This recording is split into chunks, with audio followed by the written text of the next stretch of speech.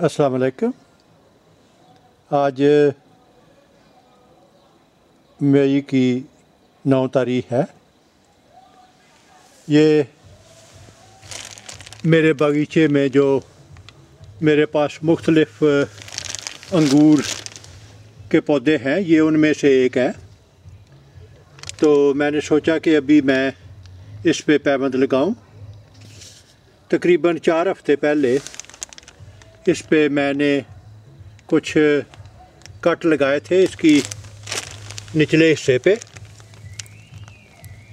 ताकि जो भी सैप है वो बह जाए। अंगूर को पैबंद लगाने के लिए हमेशा इस बात का ख्याल रखें कि पैबंद लगाने से चंद हफ्ते पहले उस पर कुछ कट लगा दें, ताकि अंगूर में जो लिक्विड होता है, जो सैप होती है, वो बहुत ज़्यादा होती है और जो ही आप कट लगाएंगे तो उसमें से सैप निकलनी शुरू हो जाएगी।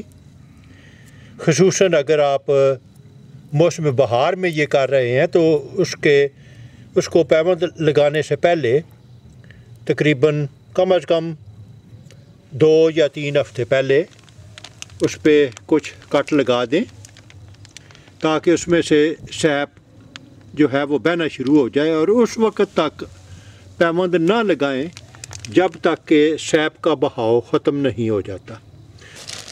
तो इसको पैबंद करने के लिए मैं इस हिस्से से जो फालतू शाह है उसको काट दूंगा, और इसके अलावा मैं इस शगुफ़े को भी काट दूंगा।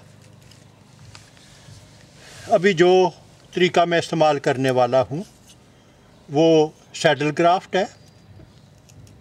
उसके लिए इसको कट लगा के दोनों तरफ एक वी की शक्ल देनी है।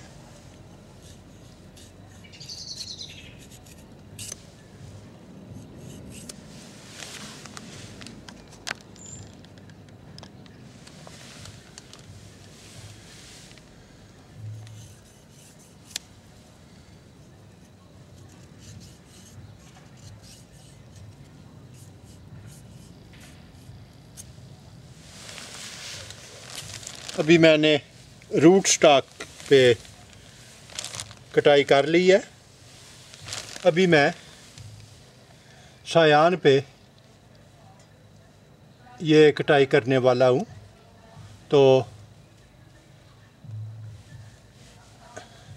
चूँकि मैंने ये सायान दिसंबर में काट के तो फ्रिज में रखे हुए थे, तो मैंने इनको 24 घंटे पहले निकाल के तो इन्हें पानी में डुबो दिया है, ताकि ये थोड़े नरम हो जाएं, ताकि इनमें कटाई जो है वो थोड़ी आसान हो जाए।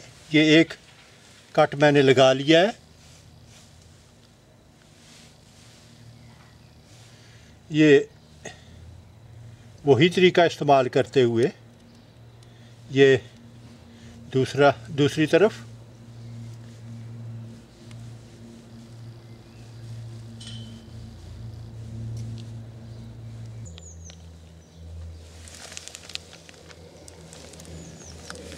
तो अभी मेरे ख़्याल में ये मिलाप जो है ये ठीक है।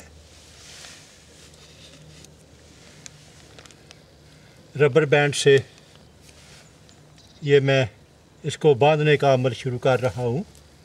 और रबर बैंड को इस्तेमाल करने का एक मकसद ये भी है कि मुझे साथ साथ मैं देख सकता हूँ कि ये दोनों तरफ के जो कैम्बियम हैं वो ठीक मिल रहे हैं।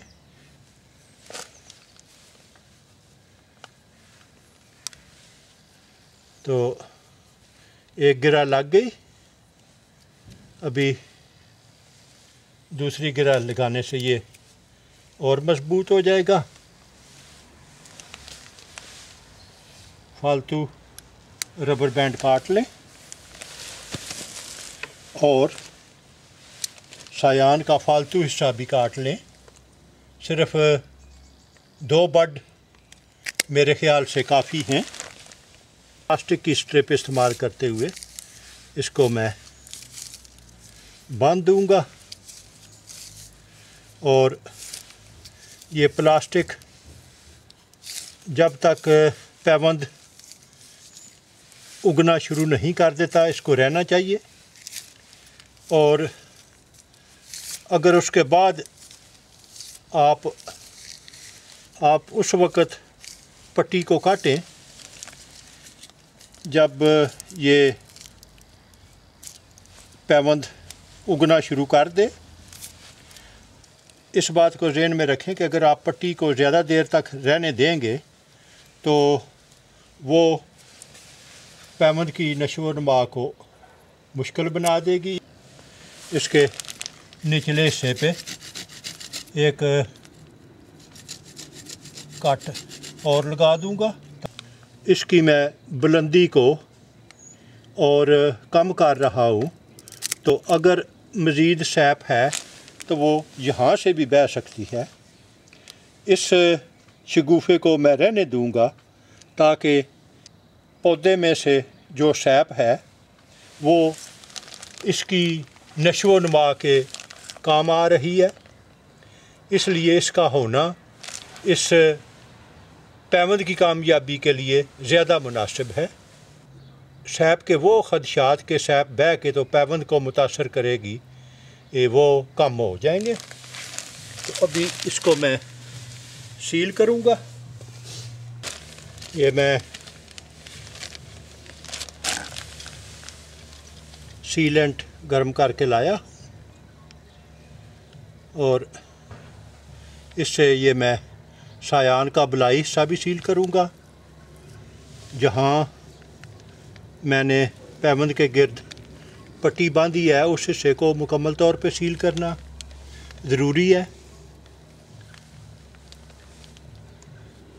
लेकिन मैं इस कटाई को भी सील नहीं करूँगा और नीचे जो मैंने एक कटाई की है वो भी सील नहीं करूँगा, क्योंकि मैं चाहता हूँ कि वहाँ से वो सैप जो है वो बहती रहे और इस तरह वो पैबंद के जहाँ मैंने कट लगा के पैबंद किया है, अगर वो वहाँ से बहना शुरू करेगी तो उससे ये पैबंद के कामयाबी के इम्कानात बिल्कुल ख़त्म हो जाएंगे। तो ये बात हमेशा जब भी आप अंगूर पे पैबंद लगाते हैं तो ये बात अपने ज़हन में रखें। अगर आप नए नए तरीके सीखना चाहते हैं तो आप मेरे चैनल को सब्सक्राइब कर सकते हैं। शुक्रिया।